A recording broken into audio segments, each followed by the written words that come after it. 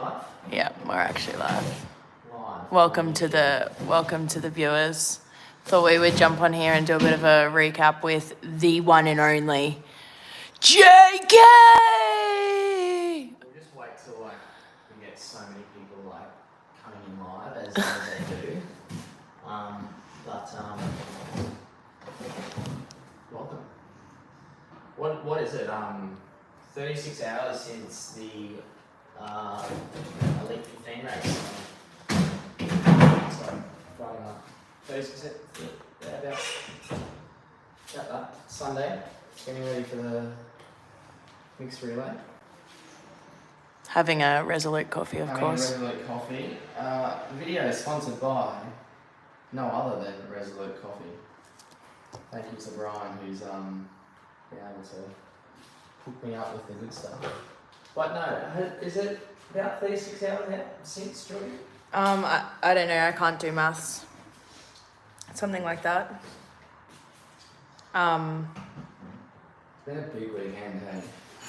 Big weekend. How's your body feeling? Body's fine. Body was sore yesterday, but fine today. I don't feel understanding. It's just as anyone would know who has ever been to a Hyrox, let alone like a world champs. It's just like your whole mental adrenaline is just shot after a race and the whole Hyrox weekend. So I'm just drained, as most of you guys would be well aware. And you've got had 2 hours sleep after your race. Whoop was telling him he's 6% recovered, so that's not good. About 6.5 today. That's what this coffee's for. Can you hurry up and make it so we can sit down and actually get this going? I think your mum stole my Oh. Are you excited for your relay? I am actually. And I think everyone is in the same boat. I've got no idea what to expect. Because we haven't really done this. But Also, I'd just like to say to the people watching, if you've got questions live, shoot them over here. I'm going to do a bit of an interview style with JK once he makes his coffee, but you're taking your time. Oh, just here. So ask any questions that you've maybe got for James if you want. If not, that's fine. That's what I'm here for.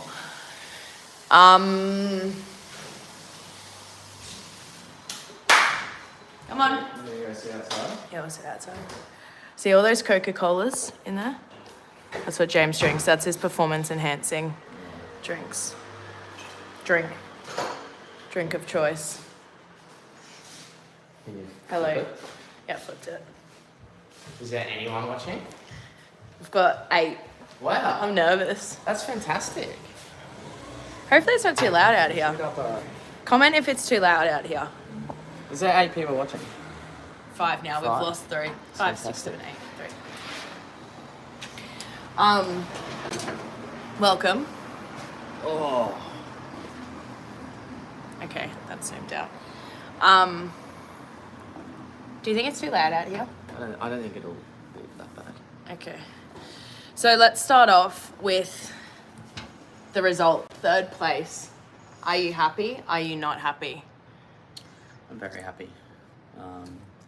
That's probably more of a deep. There's probably more to that answer. Yeah, there's definitely more to it, especially 36 hours out. The answer to that is different to what it would have been even Immediately 24 hours after. out or even immediately after. But overall, I'm happy about it.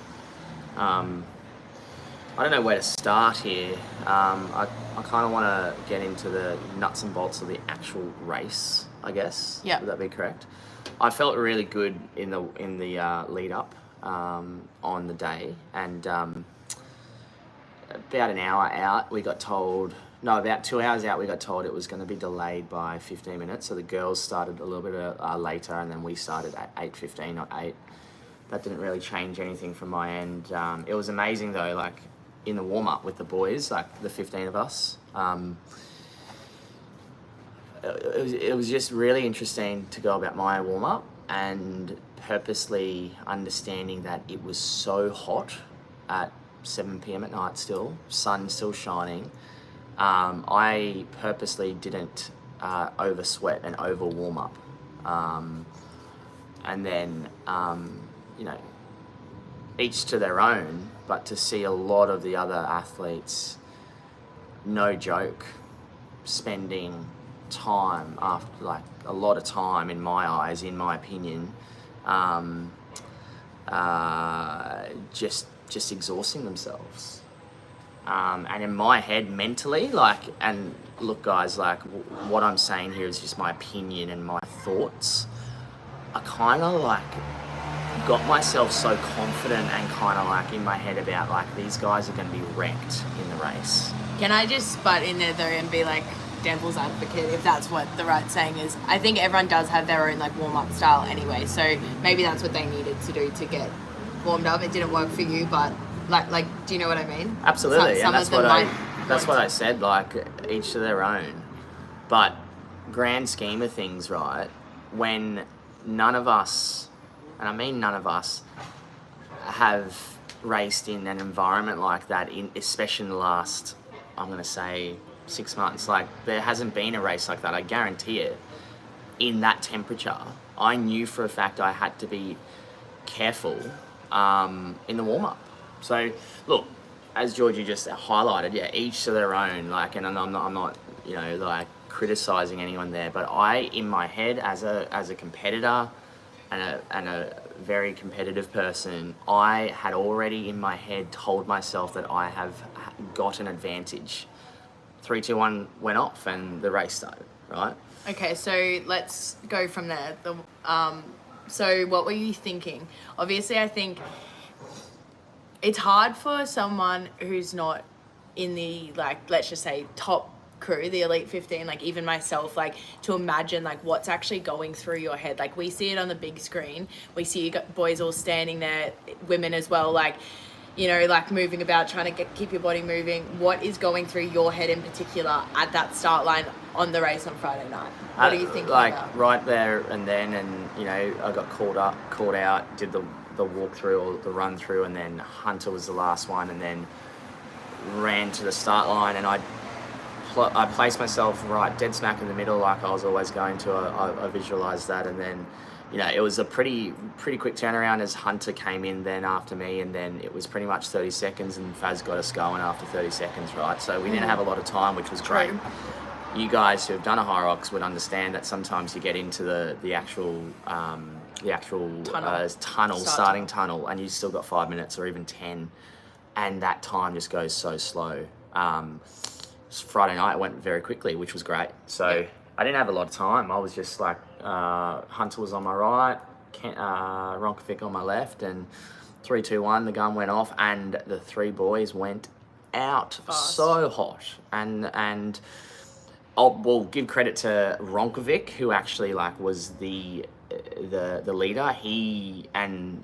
I got a feeling, haven't heard it from him, from his mouth, but he did that on purpose. He went out and wanted to lead, following closely behind, obviously, Sandy and then Hunter. And I knew right from the word go that I was going to let them go to a point. I think in my head, like I let them go. I chilled that first run, but I only came into the ski erg probably 5 seconds behind Hunter, so I felt really good going into that ski erg. So ultimately, like, you know, and this is the thing about what I've done differently the last 6 months, joining forces with Anthony Pericini, my coach now, is that you guys have to realise that I had a tactic the whole race, and I had a tactic for my Cologne race, and execution was the only thing that I cared about. I didn't care about where anyone else was. It was all about what I was doing. And on Friday night, I executed that first run perfectly, tick. I executed my ski erg perfectly to a point where you guys would have seen, if you were there or hopefully on the live stream, that I actually ended up coming out of the ski probably in 6th or 7th. And immediately popped back up in fourth place. I think you passed maybe 3 people out of that rock zone. Yeah, because of my mentality of my game plan on that on that ski. So you were on your ski. Obviously, you were just like cruising. Hey, you knew what pace you were going to do. Yeah. Which was you've done in training for the last however long you've been with Anthony. Just stuck to that, and then just brushed past those boys on the way out. Yeah. And you know, like I knew for a fact that I wasn't able to hold the paces that the boys did, and the boys meaning Sandy, Ronk, and Hunter. So on the ski. On that ski, and then obviously being able to kind of run well off it was the most important thing. Obviously to then head into the sled push in that 4th position and come away in the 4th position was really crucial, and I was you know, tick again. Obviously by this stage I was already, I think, probably 30 to 45 seconds down from the boys, and those, as you guys who watched it would understand, that they were kind of like, it looked as if they were all, the 3 of them were kind of like working together. So I was already like not in the front pack. Yeah, like not in the running, right? I wasn't. Like when you had a look at the splits from run 1 ski, run 2 push, run 3 pull, but to kind of go into my mentality, I was still in it. Like I knew, even to the point, right, that in my eyes, I had a shocking sled pull. Shocking is probably a bad word to use, but I had a pull that really taxed me. And it was very heavy. I think I would probably say that was up there with the heaviest sled pulls that I've done in a race. I don't know if anyone else felt that like that, and it doesn't matter. To then obviously so that's where Paleo passed you, wasn't it? To then get passed by Paleo out of the sled pull. And I'll be honest with you, that frustrated the hell out of me. I remember him passing me, and then due to the fact that Palais is just such an outstanding runner. And I still remember watching him he was about 20 metres in front of me that whole run 4. And we just kept that distance the whole time before the burpees. He's a very angelic runner. He's angelic's the word to use. I was watching him, I was like, oh no, this is bad news. He's in front of you. And I was able to hold that, not gain or not lose though. But my mentality going into the burpees, and I said this to Anthony last night, was it really got to me that Paleo passed me on the pull, that immediately when I jumped into the rock zone, I got into the rock zone to go into the burpees. I told myself there's no way in hell I'm not passing Paleo on the burpees. I told myself I am in 4th place after the burpees, and mentally it was just a given, right? And I'm not saying that's the reason why I ended up passing him, but ultimately what happened was I ended up I was able to pass Paleo on the 2nd lap or the 3rd lap of the burpees, to then obviously get back into 4th place. And then obviously, as you guys know, like those 3 boys were just outstanding that first half of the race. Like it's fascinating, like the power output that they are able to produce from run 1 to, even to me, it's like run 1 all the way up to the rower. Like I didn't see what they were pulling, but they were definitely pulling faster than me on that rower. So can I ask, obviously they kept their distance. You were trailing behind pretty much the whole race. They were the front pack and you were coming in 4th. Did you have the mentality, obviously you straight off the stations, I think everyone noticed just how quick you ran out of the rock zone. I think even Greg might have said on the commentary that you actually didn't let that gap get any further, really. Like, was your mentality throughout it all like just keep pushing to like, were you just trying to make sure that they didn't get further in front and you were just like hunting them down? Like what were you thinking to try to like catch that front group, or were you kind of content where you were for that time being? Well, my tactic the whole race was never to try to gain the ground that I lost, let's just say early on, ski, push and pull. I never had in my head that I needed to gain that back all at once. And Anthony and I have been talking about this for quite some time, that you've got to realise that there's so many opportunities to gain or lose ground in a Hyrox, and the fact was that most of the lads were able to gain ground on me early on in the early stations. So ultimately, I knew for a fact if I wanted to have every success, podiuming or even winning, I had to gain ground bit by bit, not all at once. And what that means is, making sure that I had every opportunity to get a faster rock zone than them. And that's kind of what my mentality was. And then also every run from the station, from the rower onwards, I was able to gain ground from them. So long story short, it was just like trying to gain ground back from them, bit by bit, as opposed to like all at once, right? Yeah. And then as of like, and Anthony said this last night, he knew that I was still in it on that rower, even though that Hunter coming out in third place on the rower, he came out like 1 minute and 5 seconds or something. He had 1 minute and 5 on me after that row. I knew for a fact I was still in the hunt for that third position. And Anthony said last night, because he was right in front of me on that rower, he knew that I was, because when I looked up probably like only 100 meters in and saw him directly looking at me, I just gave him a cheeky wink.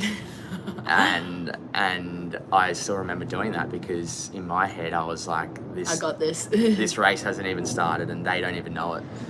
And ultimately, like, what ended up happening was like that mindset and my ability to close, and my ability and my fitness was able to produce the power that I needed to run really strong off that row to ultimately get into the farmers, to actually gain a lot of ground on Hunter, to then obviously get to the lunges. I didn't realize how Hunter still ended up getting into the lunge, I'm going to say probably like 45 seconds in front of me. And I still remember picking up that bag. And I've done this in a couple of races where I get really angry with the lunges. Like, my whole mentality changes because I pride myself on my lunges. My ability to just like repeat that consistent process of not stopping that consistent leg drive, let's just call it, to then ultimately pass him on that third out of the 5 laps, right? I'll be honest with you, like, I knew what I was doing when it was happening, when I was passing him. Everyone else knew it as well. It was like, as much as like you'd probably want to hear that I was in the zone or like I wasn't hearing anything else, but it was amazing when I ended up passing him, like, and ultimately coming out on top. And not only just by a little bit, I ended up passing him with great kind of force, let's just call it, to then, be able to run my run 8 well enough to get into the wobbles, but in third position. But just to go back on that lunges, right? Like, you know, I never had a goal in mind to beat a specific athlete. Like, it wasn't as if I went into this race being like, my goal is to beat Hunter. No, like, my goal was to win, meaning my goal was to beat everyone, right? I didn't care if it was Hunter or Ronkovic or Sandy, like, but it was bittersweet to pass him on the lunges, I guess. To then obviously, like, as I said, closing well, like, I was able to produce a really, really strong run 8 to then go into the warbles. And this is the thing, right? 36 hours from the race, like, hindsight's a beautiful thing. Like, for those of you who've done a Hyrox would understand this. Like, when you get into the warbles, it's just a matter of putting up with the suck of them, and give Ronkovic, like, the credit here. Like, what he can do on those warbles, just to, I don't know how he does it, but he obviously can just, like, rinse and repeat those reps without thinking and just block the pain out. I've done, you know, I was confident that I was going to be able to be strong on the warbles. I wasn't strong enough in my head. I'm not happy with them. I broke a few more times than I thought I would. Did you get any no reps? I got a few no reps early on, but I think the commentators were actually saying that, like, compared to Alex and Sandy, you were pretty strong with getting no reps. Like, I think, like, this is the thing now, I've watched the highlights, right? I didn't realise that Sandy went into the warbles first, and he went into the warbles 24 seconds in front of Ronkovic.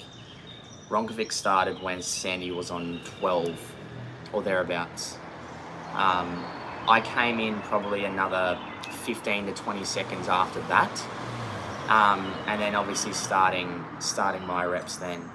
I didn't realise by the 40 or 45 warble mark, I was actually on par with Sandy, I was on par with Ronkovic, and then Sandy was about 5 in front of us at that time. So if you look at that, you didn't realise how let's close just say, well, yeah, correct. I didn't realise how close it was, because in the moment, all I cared about was that next warble, and then that next warble, and then that next warble. Yeah.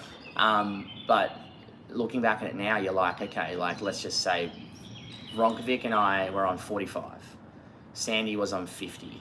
And then it's just like, all right, 3, 2, 1, go again.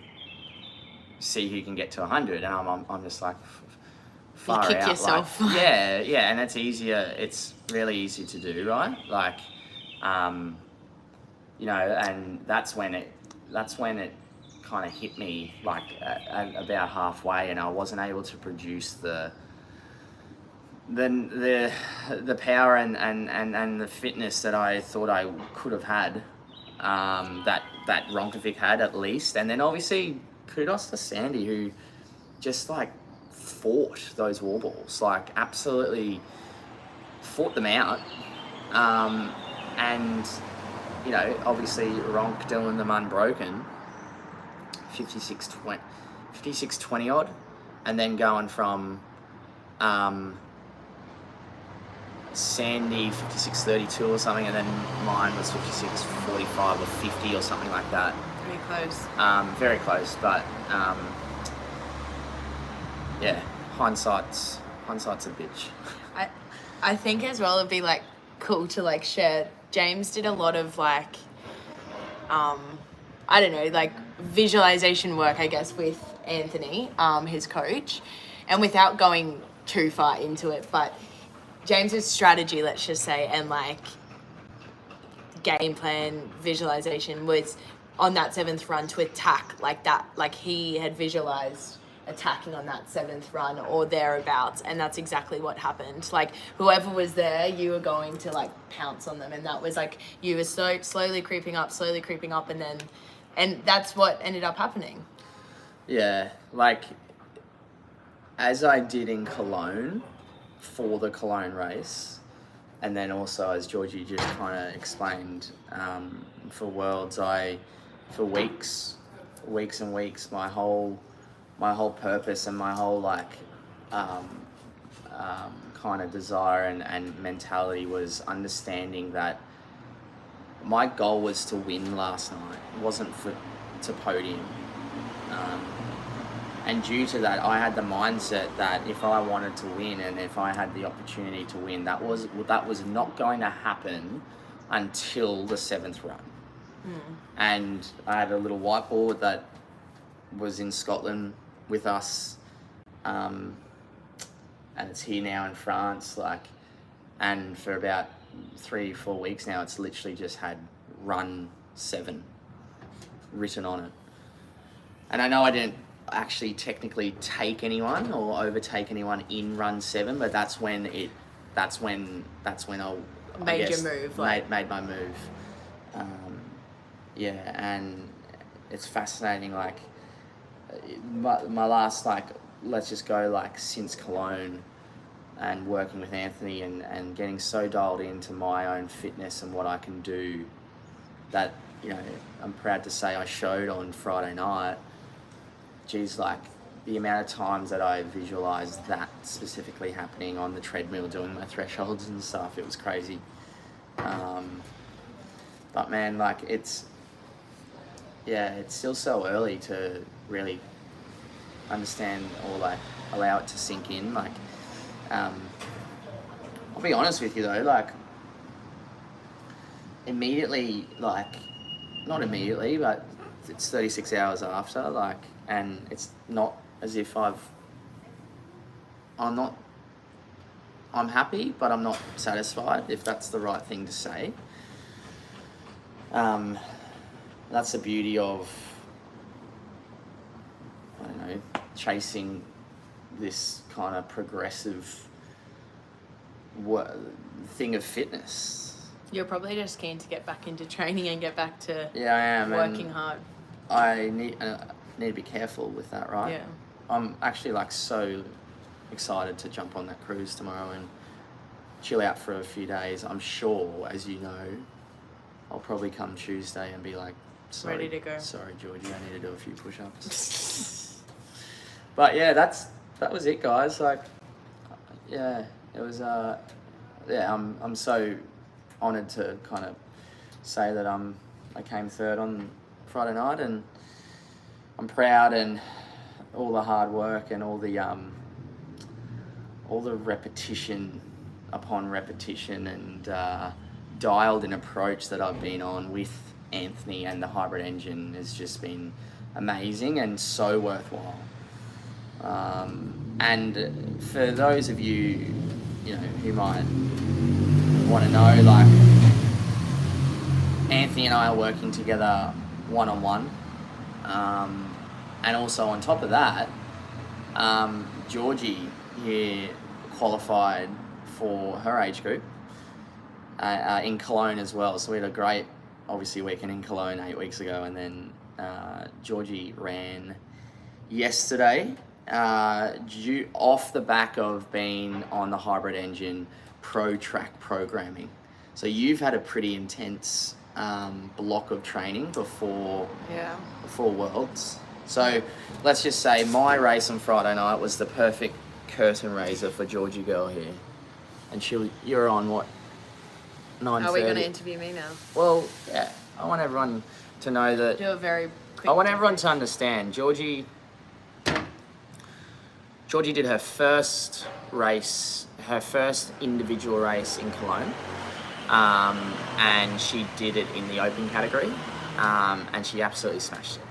Absolutely smashed it. Did a 109. 109 and change, as they say in some places. And qualified for Worlds, came second in her age group and qualified for Worlds.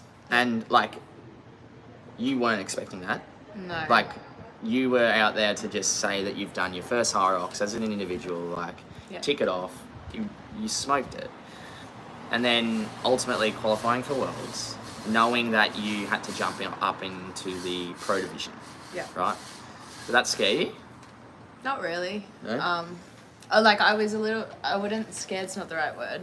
I was intrigued to see how I would go. Obviously, I think so many people qualify for the World Champs through the Open Division, and I think it's a bit rough for High Rocks to just be like, hey, well done on your Open race, but here's an extra 50 kilos on your sled push.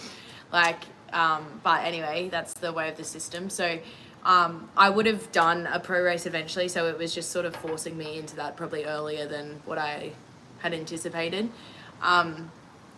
But like, I think, you just like, I've been training with the pro weight, so I wouldn't say I was scared. I was just intrigued to see how it actually go on the day, because like obviously I'd like training with the weights so different to actually racing. So I was like, to be fair, like I could get to the sled pull and actually not be able to pull it. That's what I was probably most concerned about. Yeah.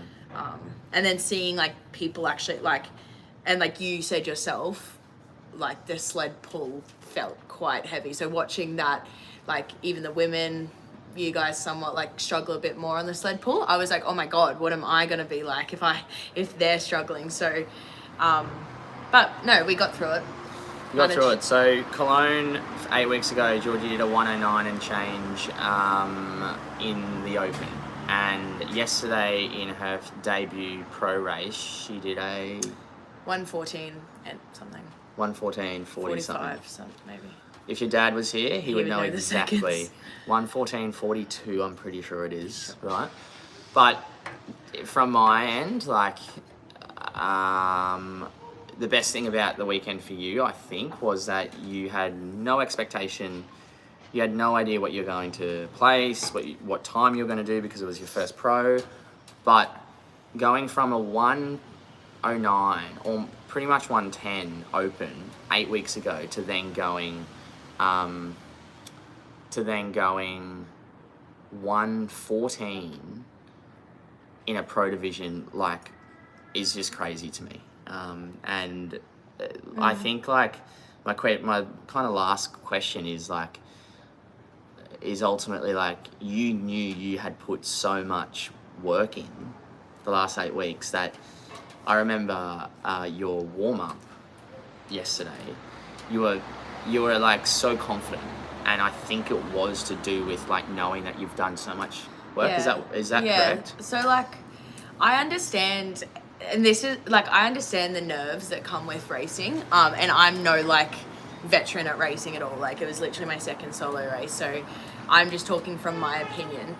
But I feel like, sure, you can be nervous for your race, but I feel like the nerves predominantly for people come from if you feel like you're not prepared for the race, and like if you're not fit enough. And this is my opinion, right? Very subjective. But if I felt like I had slacked off with my training, or that I wasn't on the right path with my training, I would have gone into that race like so nervous, because I was like, even though I did have concerns that I probably wouldn't even be able to pull the sled pull, I knew I had done everything to be prepared for it. And then I'm just not strong enough if I can't pull it. Like, that's on me. That's not like due to me not putting in the work, if that makes sense. Correct. So I like was literally just so excited, and like you even said that after the race, like in the warm up, like I was just like so keen to get out there. Yeah. To be honest, I did like my little warm up. To be honest, I was dripping sweat in the like James said, and sorry to talk about the heat again, but like I did want to warm up a bit, because I feel like in my doubles race previously I didn't warm up enough, and my legs were really fatigued when I first ran out. So I was like, I want to make sure I warm up enough. I did that, but like by the end of it, I was like, I'm needing to scull water, because I'm like already saturated from my sweat. So that was probably like, maybe I did warm up too much, but I was like ready on that start line. I was like ready to go. I was so excited. Yeah. And then it was like, from my end, like, it was so nice to to see and to watch, like, you being so, like, just, like, ready. Like, you were so excited. Yeah. And as you just said, that comes down to, like, knowing that you had put so much work in and that you had the faith in your fitness. Yeah. That's pretty much it. Having faith in your fitness. Like, at the end of the day, that's pretty much what we're all trying to do. Like, understand that we've put in the work to actually produce what we want to produce. And my highlight of the race was knocking those 3 girls out of my way coming out of the skier. She absolutely, like, Sorry if you guys went are to watching town, like, hip and shoulder. I It got was inspiration hilarious. from James the previous night of just like of James just like sprinting past everyone in the rock zone. So I was like, you know what? I'm gonna do that as well. Like, that's a great strategy. So come out of this, I was like skiing, obviously, like I think everyone like pretty much leaves at the same time on the ski. And these girls were just like walking out in front of me, like left the ski, were like jogging, and I was like, no, there's only like a very narrow way around the corner. And James and my family were standing right in the front, and I just went like, move out of the way. I didn't actually elbow, but I think I knocked a few girls about. Look, you say it. It wasn't You intentional. didn't actually elbow them, but it looked as if you did. It wasn't an From my intentional. I probably have a few haters out there now. I might get you don't. cancelled. But anyway, that was like fun. So, We got to wrap it up. Except Alan B just asked me, James, what's your opinion on Hunter's performance? The answer to that is like, well, first of all, I'm glad you used the word opinion here, Alan, because that's all it is. I'll be fucking brutally honest here. Like, everyone will have an opinion on Hunter's performance on Friday night. No one knows except him. So I don't think it's fair for anyone to that actually... correct. Like, there's a part of me that doesn't even want to share my opinion, right? But people need to realise that it's all based on opinion, like questions like that. And Alan, like, I'm gonna answer it, but only Hunter knows, right? My opinion is that he's done something different from the past and it didn't work. Full stop, period. I've got no other knowledge or understanding to say anything else. And like, let's see if he comes back, and I hope he does. And I'll be the first to say that till now he's been the one to beat.